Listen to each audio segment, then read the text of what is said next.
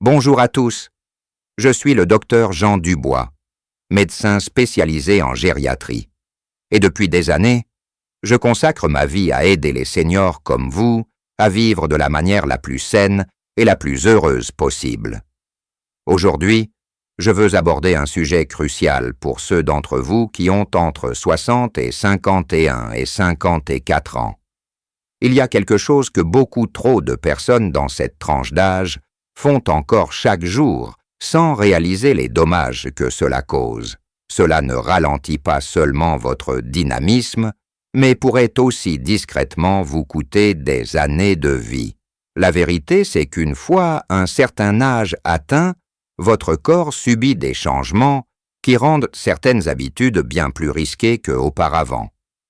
Ce que vous pouviez faire sans problème dans la quarantaine ou la cinquantaine pourrait maintenant vous exposer à de sérieux problèmes de santé, et la plupart des gens ne s'en rendent compte que lorsqu'il est trop tard. C'est pourquoi dans cette vidéo, nous allons parler de 5 choses que vous devez absolument arrêter de faire dès maintenant si vous avez entre 65 et 80 ans. C'est votre chance d'apporter ces changements avant qu'ils ne commencent vraiment à nuire à votre santé, votre énergie et la durée pendant laquelle vous pourrez profiter de la vie. Restez avec moi jusqu'à la fin, car la dernière chose est rarement mentionnée, mais c'est l'une des plus grosses erreurs que vous pourriez commettre actuellement. Avant de commencer, si vous n'êtes pas encore abonné, je vous recommande vivement de cliquer sur le bouton « S'abonner » et d'activer la cloche pour ne manquer aucune de mes vidéos. Si vous appréciez cette vidéo, merci de taper 1 dans les commentaires. Si ce n'est pas votre tasse de thé, tapez 0 pour me faire savoir comment je peux améliorer ces vidéos pour vous. Très bien, commençons. Erreur numéro 1. Passer trop de temps assis. L'une des choses les plus néfastes pour votre corps, après 60 ans, est de rester assis trop longtemps. Vous pensez peut-être, mais je fais une promenade tous les jours, donc je reste actif. Mais voici le hic. Même si vous faites un peu d'exercice, rester garé sur une chaise pendant des heures peut quand même augmenter votre risque de problèmes cardiaques, de faiblesse musculaire et de mauvaise circulation sanguine. Des études ont montré qu'une position assise excessive ralentit votre métabolisme, affaiblit vos jambes et votre tronc, et exercer un stress supplémentaire sur vos articulations. Tout cela peut entraîner une mobilité réduite, des douleurs chroniques et un risque accru de chute. Pensez-y. Vous êtes-vous déjà levé après être resté assis un moment? Et avez-vous senti vos genoux un peu raides ou votre dos tendu? C'est votre corps qui vous dit qu'il a besoin de plus de mouvement. Rester assis pendant de longues périodes réduit le flux sanguin, rendant vos muscles et articulations raides. Cela augmente également votre risque de caillots sanguins, de prise de poids et même de problèmes cognitifs. C'est exactement ce qui est arrivé à Georges, 72 ans. Il pensait toujours que sa promenade quotidienne suffisait. Mais avec le temps, il a remarqué que ses jambes s'affaiblissaient et que ses douleurs dorsales empiraient. Son médecin lui a expliqué qu'il ne s'agissait pas seulement de marcher, mais aussi d'interrompre ces longues périodes assises. Georges a commencé à mettre un minuteur pour se lever et bouger toutes les 30 à 45 minutes, faire quelques étirements simples ou simplement bouger un peu. En quelques semaines, il se sentait moins raide. Sa circulation s'était améliorée et il avait même plus d'énergie. Voici un test rapide. Si vous restez assis plus d'1 heure d'affilée, essayez de vous lever maintenant et de rouler les épaules, d'étirer vos jambes, ou simplement de marcher quelques minutes. Si vous ressentez une différence immédiate, c'est la preuve que votre corps a besoin de plus de mouvement tout au long de la journée. Le secret n'est pas seulement d'aller à la salle de sport, c'est de rester actif toute la journée. Si vous êtes resté trop assis, il est temps de changer. De petits mouvements tout au long de la journée, se lever, s'étirer, marcher, même simplement changer de position assise. peuvent faire une énorme différence dans la façon dont votre corps se sent et fonctionne. L'une des plus grosses erreurs que les gens commettent après 60 ans est de ne pas consommer assez de protéines, ce qui leur coûte en force musculaire et en vitalité. Vous pourriez penser « je mange suffisamment, donc ça doit aller ». Mais voici la vérité. En vieillissant, votre corps n'assimile plus aussi bien les protéines qu'avant. Cela signifie que vous avez, en fait, besoin de plus de protéines pour maintenir vos muscles en forme. Si vous ne faites pas attention à vos protéines, vous perdez probablement du muscle sans même le savoir. La perte musculaire, aussi appelée sarcopénie, essayez de le dire 3 fois vite, est une menace majeure pour l'autonomie après 60 ans. Elle survient lentement et la plupart des gens ne la remarquent que lorsque les tâches quotidiennes, comme se lever d'une chaise, porter les courses ou monter les escaliers, commencent à ressembler à une vraie corvée. Le vrai problème, c'est qu'une fois le muscle perdu, il est beaucoup plus difficile à récupérer. Et lorsque vos muscles s'affaiblissent, votre équilibre aussi, rendant les chutes et les blessures bien plus probables. C'est exactement ce qui est arrivé à Richard, 68 ans. Il pensait manger correctement, mais avec le temps, il a remarqué qu'il sentait ses jambes plus faibles, que ses bras paraissaient plus minces et qu'il n'avait tout simplement plus la même énergie. Son médecin lui a dit qu'il ne consommait pas assez de protéines pour nourrir ses muscles. Alors il a commencé à augmenter son apport en protéines, ajoutant plus de viande maigre, d'œufs, de légumineuses, de noix et de produits laitiers riches en protéines à ses repas. En quelques semaines, il s'est senti plus fort, plus énergique et même plus stable sur ses jambes. Vous voulez vérifier votre force musculaire maintenant? Essayez de vous lever d'une chaise sans utiliser vos mains. Si cela semble difficile ou si vous vous sentez instable, cela pourrait être un signe que vos muscles s'affaiblissent et que votre corps a besoin de plus de protéines et d'un entraînement en force pour arrêter d'en perdre davantage. Donc si vous mangez toujours, comme vous le faisiez dans la quarantaine ou la cinquantaine, il est temps de repenser votre alimentation. Plus de protéines n'est pas juste une bonne idée.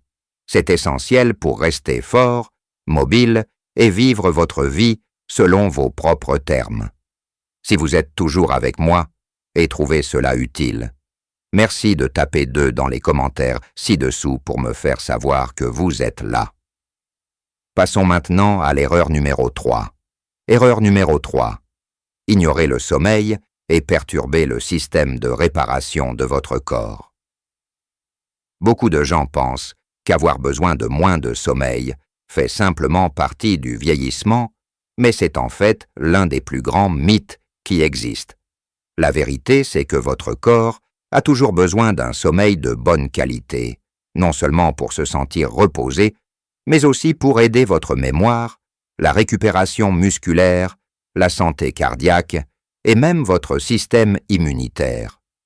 Le problème, c'est qu'en vieillissant, les gens adoptent souvent de mauvaises habitudes de sommeil qui entraînent une sensation de fatigue constante, plus d'inflammation dans le corps et même un risque accru de problèmes cognitifs à long terme.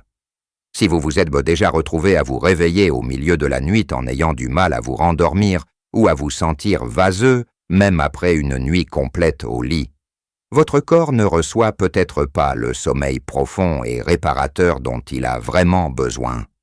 Et les conséquences peuvent être graves. Des études montrent qu'un sommeil insuffisant affaiblit votre système immunitaire, augmente votre risque de maladie cardiaque et peut accélérer les problèmes de mémoire avec le temps. Prenez Frank, par exemple. Il a 71 ans. Il a toujours pensé que dormir moins d'heures était juste une partie normale du vieillissement.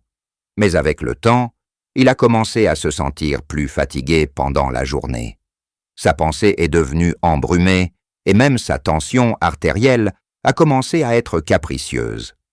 Son médecin lui a expliqué que son corps avait toujours besoin d'un sommeil profond pour fonctionner correctement et que la clé était de corriger sa routine nocturne. Il a donc apporté quelques changements simples. Réduire le temps d'écran tard le soir, éviter la caféine le soir et mettre en place une routine relaxante au coucher.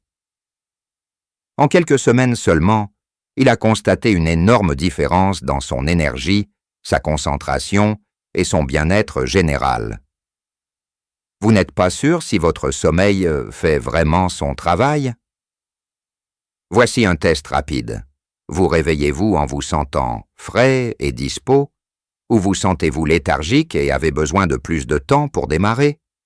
Si vous vous sentez vaseux la plupart des matins, votre sommeil ne vous profite peut-être pas et il est temps d'y remédier. Un sommeil de qualité n'est pas optionnel. C'est l'une des choses les plus importantes pour votre santé à long terme, vos capacités cérébrales et votre bien-être physique. Erreur numéro 4. Négliger l'entraînement en force et en équilibre. L'une des plus grandes erreurs que les gens commettent après 60 ans est de penser que la marche suffit comme exercice. Certes, la marche est excellente pour votre cœur et pour vous déplacer, mais elle ne suffit pas pour maintenir votre force, votre équilibre ou prévenir les chutes.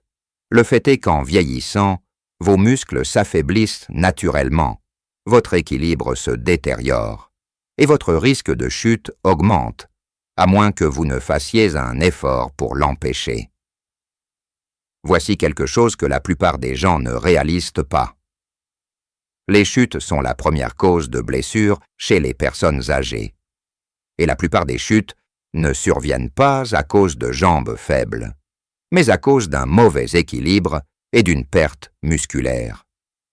Si vous ne sollicitez pas votre corps avec des exercices de force et d'équilibre, vous vous exposez sans le savoir à trébucher, tomber et vous blesser gravement. C'est exactement ce qui est arrivé à Édouard, 74 ans. Il marchait tous les jours, pensant que cela suffisait. Mais un jour, il a mal évalué une marche, a perdu l'équilibre et a fait une mauvaise chute. Il ne s'est rien cassé, mais cela l'a vraiment secoué. Son médecin lui a expliqué que son équilibre se détériorait parce qu'il ne travaillait pas ses muscles stabilisateurs. Il a donc commencé à ajouter quelques exercices de renforcement doux, du travail du tronc et des exercices d'équilibre dans sa journée. En quelques semaines, il s'est senti plus stable, plus confiant et beaucoup moins effrayé à l'idée de tomber. L'entraînement en force ne signifie pas soulever de la fonte à la salle de sport. Cela peut être aussi simple que d'utiliser des bandes de résistance, de faire des squats au poids du corps, de s'entraîner à se tenir sur un pied ou même d'utiliser une chaise comme support pendant que vous faites des exercices pour les jambes. La clé est de solliciter vos muscles et votre équilibre pour que votre corps reste fort, coordonné et capable de rebondir. Vous voulez tester votre équilibre maintenant? Essayez ceci. Tenez-vous près d'un comptoir, levez un pied juste un peu du sol et voyez si vous pouvez tenir l'équilibre pendant au moins 10 secondes. Si vous avez des difficultés, c'est un signe clair que votre équilibre a besoin d'être travaillé. Et plus tôt vous commencerez, mieux ce sera. Vos muscles et votre équilibre sont votre fondation, et les ignorer après 60 ans est l'un des moyens les plus rapides de perdre votre capacité à bouger librement. Si vous ne comptiez que sur la marche, il est temps de faire de l'entraînement en force et en stabilité une priorité pour vous maintenir actif, autonome et à l'abri du danger. Si vous regardez toujours et trouvez cela utile, merci de commenter le numéro 4 ci-dessous pour me faire savoir que vous êtes là. Passons maintenant à notre dernière erreur. Erreur numéro 5. Ignorez l'hydratation et laissez votre corps se déshydrater. L'un des risques pour la santé les plus souvent négligés après 60 ans est de ne pas boire assez d'eau. Vous pourriez penser « je n'ai pas souvent soif, donc ça doit aller ». Mais voici le problème. Les signaux de soif de votre corps s'affaiblissent avec l'âge. Cela signifie que vous pourriez déjà être déshydraté avant même de ressentir la soif. Et être chroniquement déshydraté ne vous rend pas seulement fatigué. Cela peut entraîner des douleurs articulaires, de la constipation, des problèmes rénaux, de la confusion et même augmenter votre risque de chute. La déshydratation est insidieuse. La plupart des gens supposent que tant qu'ils boivent quelque chose pendant la journée, ils absorbent suffisamment de liquide. Mais la vérité est qu'au moment où vous ressentez la soif, vous êtes déjà en déficit de liquide, et les effets sont sérieux. Lorsque votre corps ne reçoit pas assez d'eau, vos muscles s'affaiblissent, vos articulations perdent leur amorti, et votre fonction cérébrale ralentit, ce qui peut causer des vertiges, des difficultés de concentration et un risque accru de blessures. C'est exactement ce qui est arrivé à Walter, 76 ans. Il pensait boire suffisamment parce qu'il prenait du café le matin et un peu de thé avec les repas. Mais avec le temps, il a commencé à avoir plus de maux de tête, de crampes musculaires et d'étourdissements en se levant. Son médecin lui a expliqué que le café et le thé agissent en fait comme des diurétiques, ce qui signifie qu'ils extraient l'eau de votre corps au lieu de l'y ajouter. Walter a donc fait un changement simple. Il a commencé à boire un grand verre d'eau dès le matin et à siroter de l'eau tout au long de la journée. En quelques semaines, il s'est senti plus alerte, sa digestion s'est améliorée et même ses articulations étaient moins raides. Vous voulez vérifier si vous buvez. Assez? Essayez ceci. Pincez doucement la peau sur le dos de votre main et maintenez une seconde. Si elle revient immédiatement en place, vous êtes probablement hydraté. Si elle met un moment à revenir, votre corps a peut-être besoin de plus d'eau. La bonne nouvelle, c'est que c'est l'une des choses les plus faciles à corriger. Le simple fait de garder un verre d'eau à portée de main et de prendre de petites gorgées tout au long de la journée peut faire une énorme différence dans votre énergie, votre digestion, la santé de vos articulations et même vos capacités cérébrales. N'attendez pas d'avoir soif, car à ce moment-là, votre corps lutte déjà pour maintenir le cap. Réflexion finale.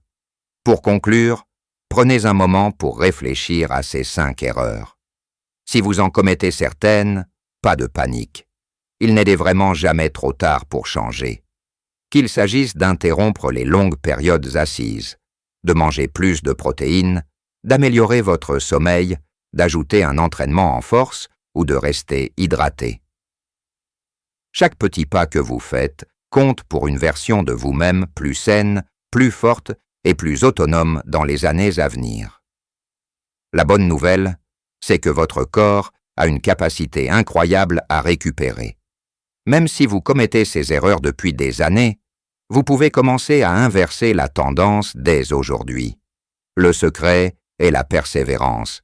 Les petites habitudes quotidiennes font une énorme différence sur le long terme. Votre santé ne consiste pas seulement à éviter la maladie.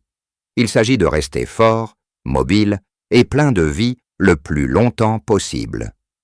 Alors sur lequel de ces 5 domaines avez-vous le plus besoin de vous concentrer? Avez-vous remarqué des changements dans votre force, votre énergie ou simplement dans votre ressenti général? J'aimerais beaucoup avoir de vos nouvelles. Alors laissez un commentaire ci-dessous partageant une chose que vous avez apprise aujourd'hui. Et comment vous comptez la mettre en pratique dans votre vie? Vos réflexions comptent beaucoup pour moi, alors n'hésitez pas à les partager. Lire vos commentaires me donne tellement de motivation et d'encouragement. Si vous avez apprécié cette vidéo et l'avez trouvée utile, merci de lui donner un j'aime, de vous abonner à ma chaîne et de la partager avec quelqu'un qui pourrait en avoir besoin. Votre soutien m'aide à continuer à créer du contenu de qualité pour vous informer et vous inspirer. Merci beaucoup d'avoir regardé et au plaisir de vous retrouver dans la prochaine vidéo.